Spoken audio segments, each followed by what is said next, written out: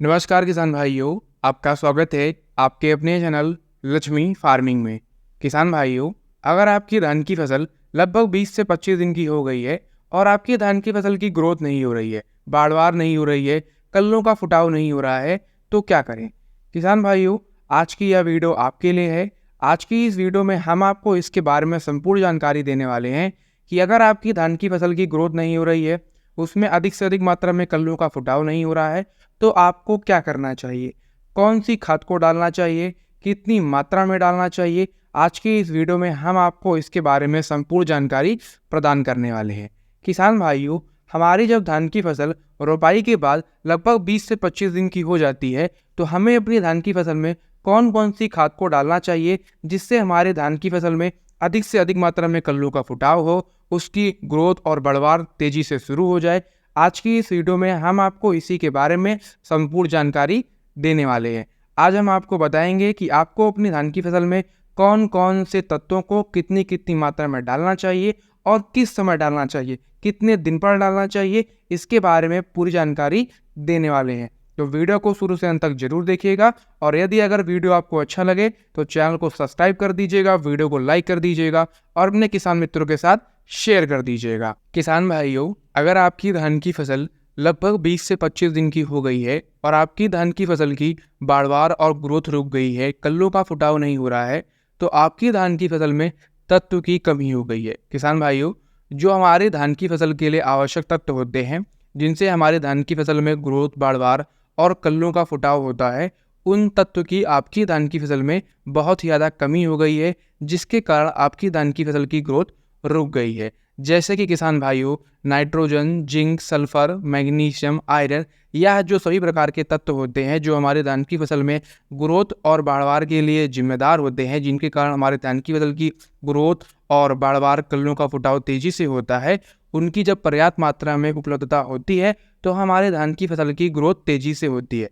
लेकिन जब इनकी कमी हो जाती है तो हमारे धान की फसल की ग्रोथ धीमी हो जाती है। अगर आपकी धान की फसल में 20 से 25 दिन की हो गई है और उसमें कल्लों का फुटाव नहीं हो रहा है, बढ़वार नहीं हो रही है, हरापन नहीं है, तो आपकी धान की फसल में इन सभी प्रकार के तत्वों की कमी हो गई है।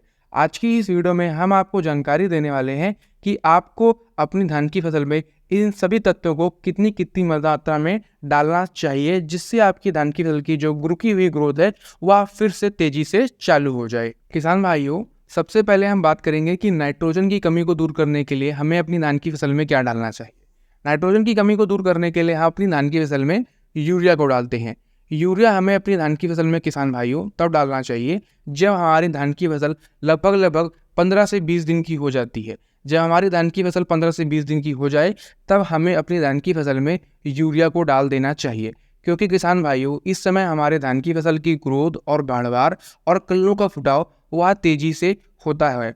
और यदि इस समय हम अपनी धान की फसल में यूरिया को डाल देंगे तो हमारे धान की फसल में जो यह प्रक्रिया चल रही है बाढ़वार की, ग्रोथ की और कल्लों की फुटाव की, यह बहुत ही तेजी से होगी और उसमें अधिक से अधिक मात्रा में कल्लों का फुटाव हमें देखने को मिलेगा।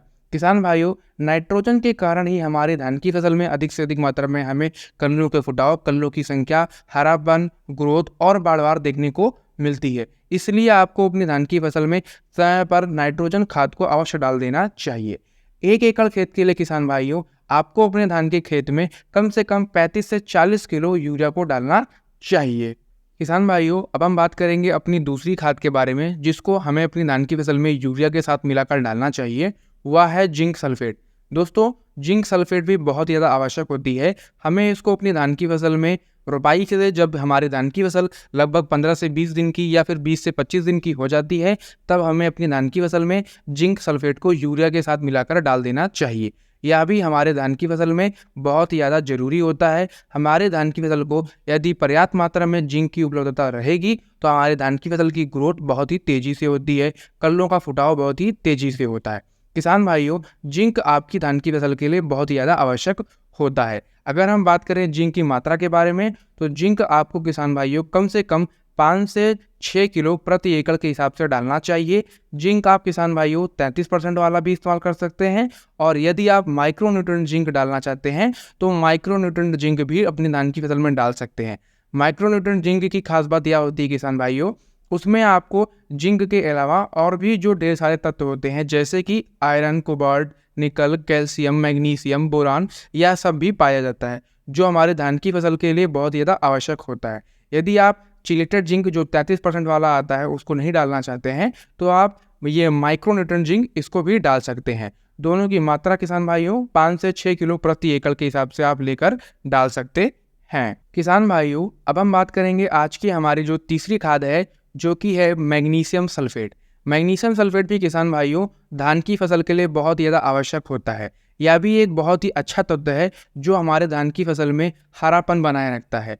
हरापन से मतलब है कहने का किसान भाइयों जो हमारे धान की फसल में हरापन होता है वह क्लोरोफिल के कारण होता है, या फिर आप किसी भी फसल की बात करें या पेड़ पौधे की बात करें तो उसमें जो हरापन है वह क्लोरोफिल के कारण है। और क्लोरोफिल जो बनता है वह प्रकाश संश्लेषण की क्रिया के द्वारा बनता है, फोटोसिंथेसिस, जो कि एक बहुत ही बढ़िया और बहुमूल्य प्रक्रिया है जो हमारी धान की फसल में भोजन बनाती है, जिससे हमारे धान की फसल की जो पैदावार है वह ग्रोथ है वह बहुत ही तेजी से होती है। इसलिए आपको अपनी धान की फसल में मैग्नीशियम सल्फेट को भी यूरिया के साथ मिलाकर अवश्य डालना चाहिए। अगर हम बात करें इसकी मात्रा के बारे में तो किसान भाइयों 1 एकड़ खेत के लिए कम से कम 4 से 5 किलो मैग्नीशियम सल्फेट को आपको अपनी धान की फसल में डालना चाहिए। मैग्नीशियम सल्फेट किसान भाइयों आप चाहें तो इफ्को कंपनी का ले सकते हैं या फिर किसी अन्य कंपनी का भी ले सकते हैं। इसकी जो मार्केट में दाम है वह किसान भाइयों 40 रुपये प्रति किलो के हिसाब से मिल रहा है। आप इसको मार्केट से ले लीजिए और अपनी धान की फसल में यूरिया के साथ मिलाकर यूरिया और जिंक सल्फेट और मैग्नीशियम सल्फेट इन सभी को मिलाकर अपनी धान की फसल में डाल सकते हैं। किसान भाइयों इसके अलावा आपको जो दूसरी और खाद डालनी है वह है फेरस सल्फेट। फेरस सल्फेट भी किसान भाइयों यह हमारे धान की फसल के लिए बहुत ज़्यादा आवश्यक होता है। फेरस सल्फेट यानी कहने का मतलब है किसान भाइयों आयरन।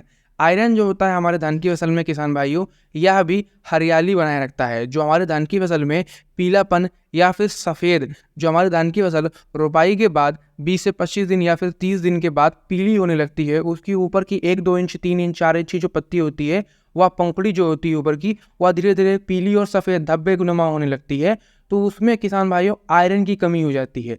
यदि आप उसमें अभी यूरिया के साथ फेरस सल्फेट आयरन को मिलाकर डाल देंगे तो आपकी धान की फसल में यह जो समस्या होती है पीलेपन की और सफ़ेदी की यह दूर हो जाएगी। आपको अपनी धान की फसल में यह समस्या देखने को नहीं मिलेगी। अगर हम बात करें इसकी मात्रा के बारे में तो किसान भाइयों 1 एकड़ खेत के लिए कम से कम आपको 5 किलो प्रति एकड़ के हिसाब से डालना चाहिए। इसका भी दाम किसान भाइयों 40 से 50 रुपये प्रति किलो के हिसाब से मार्केट में मिल जाता है। आप चाहें तो दयाल कंपनी का ले सकते हैं। दयाल कंपनी का बहुत ही बढ़िया और बेस्ट होता है, हरियाली के नाम से मार्केट में बिकता है। हमने इसको स्वयं अपनी धान की फसल में डाला है और इसका बहुत ही अच्छा रिजल्ट देखने को मिलता है किसान भाइयों। इसके अलावा एक और तत्व जो आपको अपनी धान की फसल में यूरिया के साथ मिलाकर डालना चाहिए वह है सल्फर।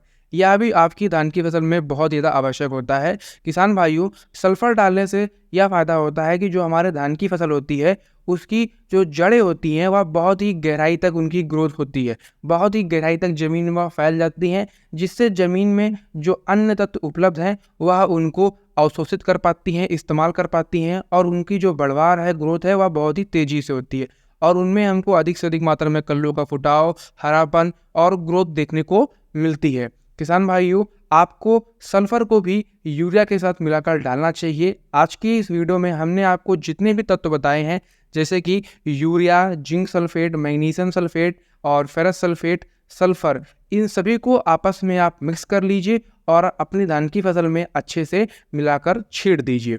किसान भाइयों यदि आप समय पर इसको अपनी धान की फसल में डाल देंगे, जब आपकी धान की फसल लगभग 20 से 25 दिन की हो जाती है तब आप अपनी धान की फसल में यदि इनको छीड़ देंगे तो आपकी धान की फसल की ग्रोथ बहुत ही तेज़ी से होगी। उसमें अधिक से अधिक मात्रा में कल्लों का फुटाव होगा, हरापन बना रहेगा, अधिक से अधिक मात्रा में बालियाँ लगेंगी, बालियों में दानों की संख्या भी अधिक से अधिक मात्रा में देखने को मिलेगी।